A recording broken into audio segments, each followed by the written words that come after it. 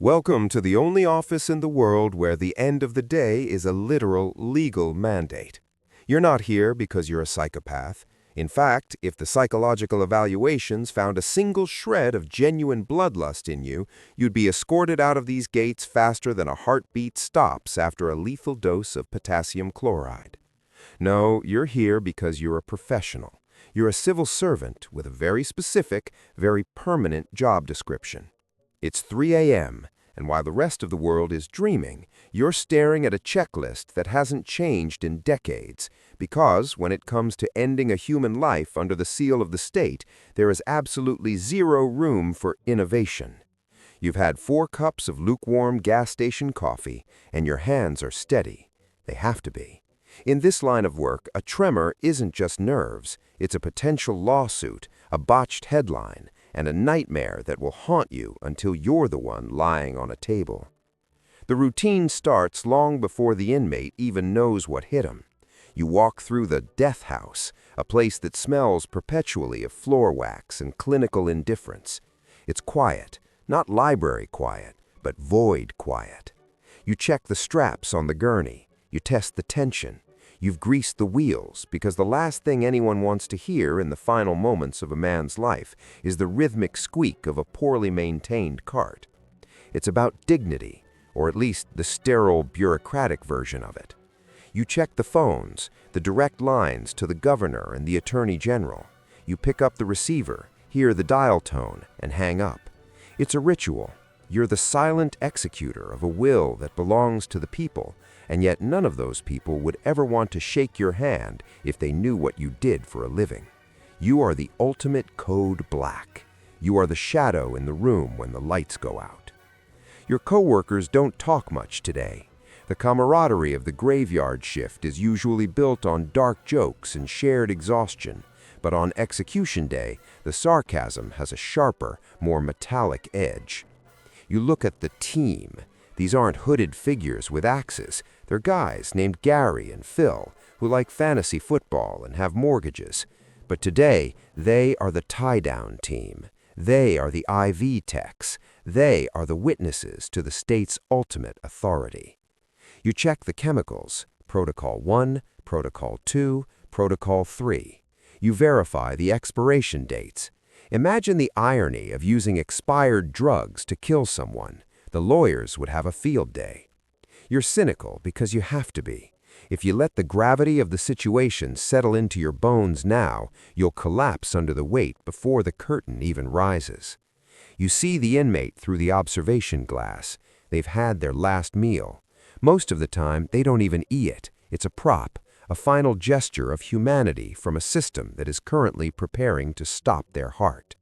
You see the chaplain whispering in their ear. You wonder what he's saying. It'll be over soon? God forgives? You don't have the luxury of forgiveness. You have a job to do. You check your watch. The clock is the real executioner. Every second that ticks by is a legal requirement being met. You're not a murderer. You're a technician.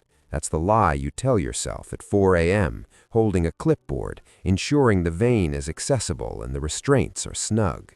It's just another Tuesday in the machinery of justice, right? Except the air feels like lead and the coffee tastes like copper.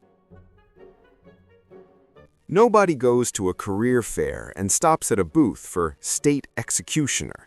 There is no degree for this. There is no junior executioner internship. In the United States, and the handful of other nations that still practice the ultimate penalty, you are recruited from within. You're usually a seasoned corrections officer, someone who has seen the worst of humanity and didn't blink. You're the guy who kept his cool during the 2018 cell block riot, the one who can de-escalate a man with a sharpened toothbrush without raising his pulse. The state looks for the operacional exhausto, the man who is tired enough to be cynical but disciplined enough to follow a manual to the letter. The training is a descent into the surreal. It's called rehearsal, and you do it dozens of times before you ever touch a live subject. You use a dummy, a weighted mannequin that has no face, but somehow feels like it's judging you. You practice the walk, the final walk. It's exactly 18 steps from the holding cell to the chamber. You learn how to guide a person who has lost the will or the ability to walk. You learn the gentle grip, firm enough so they don't bolt, but soft enough that it doesn't look like an assault on the closed-circuit cameras. It's a dance of shadows. You practice the strapping sequence: ankles, knees, waist, chest, arms, in that order, every time. If you fuck up the chest strap, the diaphragm might struggle in a way that looks like cruel and unusual punishment to the witnesses behind the glass. Then comes the technical side.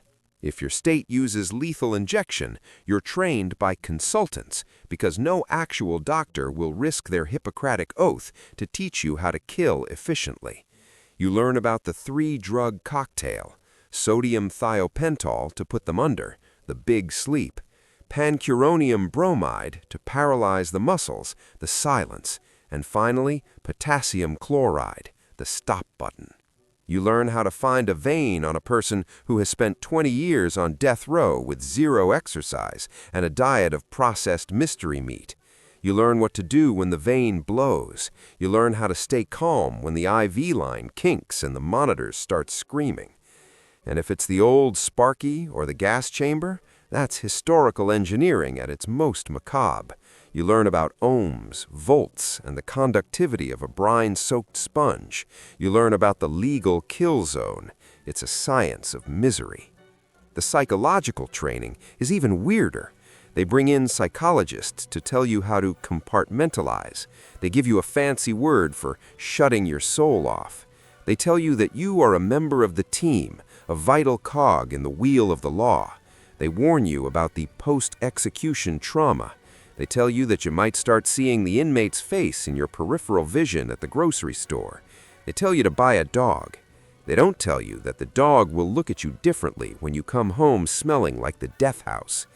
You are trained to be a ghost in the machine, but the machine is made of blood and bone, and eventually the friction starts to wear you down.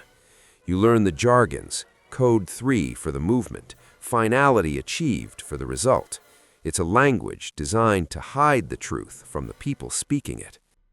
It's 6 p.m. The sun is setting, but for the man on the gurney, it's already midnight. This is the climax. This is the moment the state becomes a god. You are in the chemical room, a small cramped space behind a one-way mirror. You can see them, but they can't see you.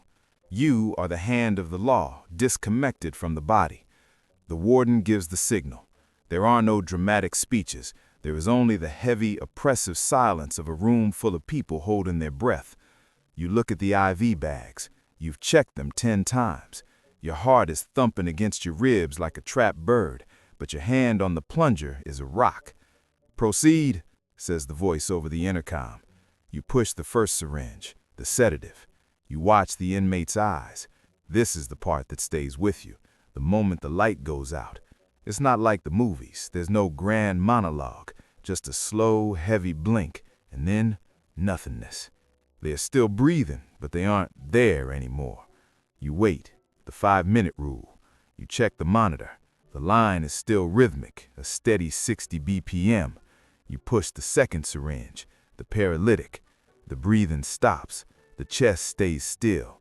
The room becomes even quieter, if that's even possible. You can hear the hum of the air conditioning. You can hear the scratching of a reporter's pen in the witness gallery. You are the only one moving. Now, the final act, the potassium chloride, the heart stopper. As you push the fluid, you feel the resistance in the tube. It's a strange sensation, the physical weight of ending a life. You watch the ECG monitor. The peaks start to flatten. 40 BPM, 20 BPM. The line begins to waver, erratic, like a dying radio signal. This is the code black in its purest form, 10 BPM. And then the long, continuous beep that signals the end of a story that began decades ago with a crime you weren't there to see. The doctor enters. He doesn't look at you. He puts the stethoscope to the chest, waits for the silence to confirm itself, and says the words: "Time of death, 6:14 p.m. The curtain closes. The witnesses are led out. The room is cleaned. You help move the body. It's heavier now, the dead weight of a man who no longer has to worry about the law. You go back to the locker room. You wash your hands. You scrub them until they're red, but you can't get the smell of the death house out of your pores. You walk out to your car. The media trucks are outside, their satellite dishes pointing to the sky like hungry metal flowers. They want a quote. They want a face. You pull your hat low, start the engine, and drive. You stop at the same gas station you visited at 3 a.m. You buy another coffee. The clerk recognizes you, but he doesn't know why he recognizes you. He just sees a guy with deep eye bags and a 1,000-yard stare. Long shift? He asks. The longest, you reply. You go home. You sit in the dark. You think about the 18 steps. You think about the 3-drug cocktail. You think about the fact that tomorrow you have to go back and file the paperwork for the chemicals you used. You are an executioner in modern times. You are the necessary evil that everyone wants, but nobody wants to be. You're not a hero, and you're not a monster. You're just a guy who survived the graveyard shift, one heartbeat at a time, until the next one, until the next cold black.